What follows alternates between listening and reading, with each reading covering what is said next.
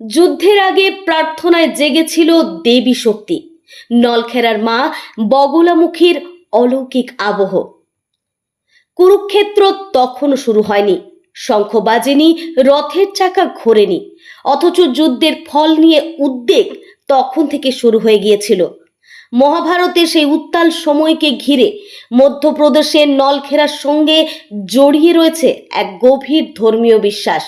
বিশ্বাস অনুযায়ী যুদ্ধের আগে শুধু অস্ত্রের প্রস্তুতি নয়, দেবী শক্তির আশ্রয়ও চেয়েছিলেন পাণ্ডবরা।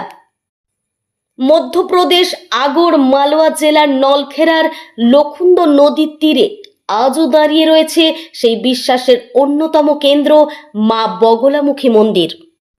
ভক্তদের কাছে দেবী কেবল একটি মূর্তি নন, তিনি এমন এক শক্তির প্রতীক যিনি অশান্তির গতি থামিয়ে দিতে পারেন, বিপদের মুহূর্তে মনকে স্থির করতে পারেন এবং অন্যায়ের সামনে মানুষকে দৃঢ় থাকার শক্তি দিতে পারেন। মহাভারতের সঙ্গে নলখেরার যোগসূত্র। মহাভারত শুধু যুদ্ধের কাহিনী নয়, এটি ধর্ম, সিদ্ধান্ত, দ্বন্দ্ব এবং মানুষের অন্তর্গত শক্তিরও কাহিনী।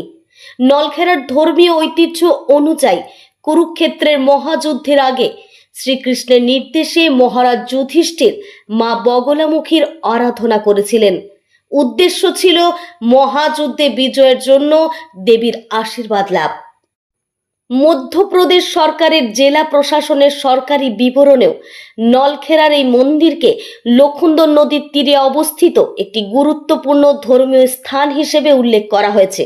সেখানে মহাভারতের বিজয়ের উদ্দেশ্যে শ্রীকৃষ্ণের নির্দেশে যুধিষ্ঠিরের দেবী প্রতিষ্ঠার ঐতিহ্যের কথা উল্লেখ রয়েছে। তবে গুরুত্বপূর্ণ বিষয় হলো মহাভারতের সঙ্গে নলখেরার এই যোগসূত্রকে ধর্মীয় ঐতিহ্য ও বিশ্বাসের অংশ হিসেবেই দেখা হয়। এটিকে প্রত্নতাত্ত্বিকভাবে প্রমাণিত ইতিহাস হিসেবে দাবি করা ঠিক হবে না। এই বিশ্বাসের মধ্যেই যেন লুকিয়ে রয়েছে একটি গভীর বার্তা। যুদ্ধ জেতার আগে নিজের ভয়কে জয় করতে হয়, শত্রুর মুখোমুখি হওয়ার আগে নিজের মনকে স্থির করতে হয়, আর অস্ত্র হাতে নেওয়ার আগে বুঝতে হয় কোন যুদ্ধ সত্যি ন্যায়ের জন্য। একই প্রাঙ্গণের শক্তি, জ্ঞান ও ভক্তির সমন্বয়। নলখেরার বগলামুখী মন্দিরের ধর্মীয় পরিবেশও ভক্তদের কাছে বিশেষ আকর্ষণের।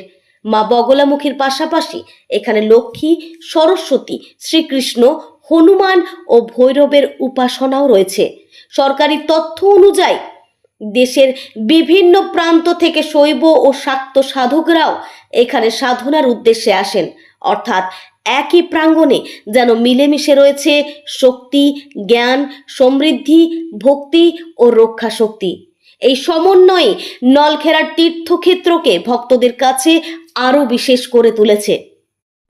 নাগপঞ্চমীর হোমে জাগে অন্য এক আবহ।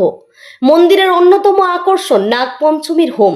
17ই আগস্ট নাগপঞ্চমীর দিনে অনুষ্ঠিত এই বিশেষ আচারকে ঘিরে ভক্তদের মধ্যে থাকে বিশেষ আগ্রহ। হোমকুণ্ডে যখন আগুন জ্বলে উঠে, একের পর এক আহুতি পড়ে, মন্ত্রোচ্চারণের মুখরিত হয় চারপাশ, তখন ভক্তদের কাছে সেই আগুন শুধুই আগুন নয়, এ যেন নিজের প্রার্থনাকে দেবীর কাছে পৌঁছে দেওয়ার এক প্রতীকী পথ। হোমের আগুনে কি দেবেন? শুধু ঘি, তিল, সর্ষে কিংবা হোম দ্রব্য নয়। জ্বলুক অহংকার, জ্বলুক ভয়, জ্বলুক অস্থিরতা, জ্বলুক প্রতিহিংসা, জ্বলুক নিজের ভুলের প্রতি অন্ধতা, আর সেই আগুনের পরে থেকে যাক বিশ্বাস, সংযম, সাহস, স্বচ্ছতা এবং নিজের কর্তব্যের প্রতি অটল থাকা শক্তি। এই অর্থে হোম কেবল একটি ধর্মীয় আচার নয়, ভক্তের কাছে এটি নিজেকে নতুন করে আবিষ্কার করার এক আধ্যাত্মিক পথ। মহাভারতের যুদ্ধ থেকে আজকের মানুষের জীবন। কুরুক্ষেত্রের যুদ্ধ শেষ হয়েছে বহু যুগ আগে, কিন্তু মানুষের কুরুক্ষেত্র কি সত্যিই শেষ হয়েছে? আজ মানুষের যুদ্ধ হয় চিন্তার সঙ্গে, ভয়ের সঙ্গে, অর্থকষ্টের সঙ্গে, সম্পর্কের টানাপোড়েনের সঙ্গে, অন্যায়ের সঙ্গে, আর কখনো কখনো নিজের দুর্বলতার সঙ্গেও। তাই মহাভারতের সেই প্রাচীন বিশ্বাস আজও নতুন অর্থে অর্থ পেতে পারে। যুদ্ধের আগে যুধিষ্ঠির দেবীর আশ্রয় নিয়েছিলেন। এই কাহিনী আজকের মানুষকে মনে করিয়ে দিতে পারে বড় সিদ্ধান্তের আগে নিজের মনকে স্থির করাও এক ধরনের সাধনা। নলখেরার নীরব বার্তা। লক্ষুন্দর নদী বয়ে যায়, মন্দিরের ঘণ্টা বাজে, হোমকুণ্ডে আগুন জ্বলে, মন্ত্রের ধ্বনি বাতাসে মিশে যায়।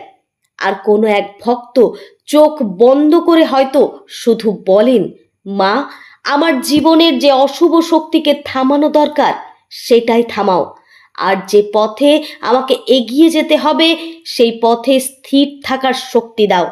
সম্ভবত এখানেই নলখেরার বগলামুখী তীর্থ সবচেয়ে সুন্দর অর্থ। বিজয় মানে সবসময় অন্য কাউকে হারানো নয়, কখনো কখনো বিজয় মানে নিজের ভিতরের ভয়কে থামিয়ে সামনে এগিয়ে যাওয়া। আর সেই সংকল্পের সামনে হোমের আগুন যেন এক নীরব সাক্ষী। জয় মা পীতাম্বরা।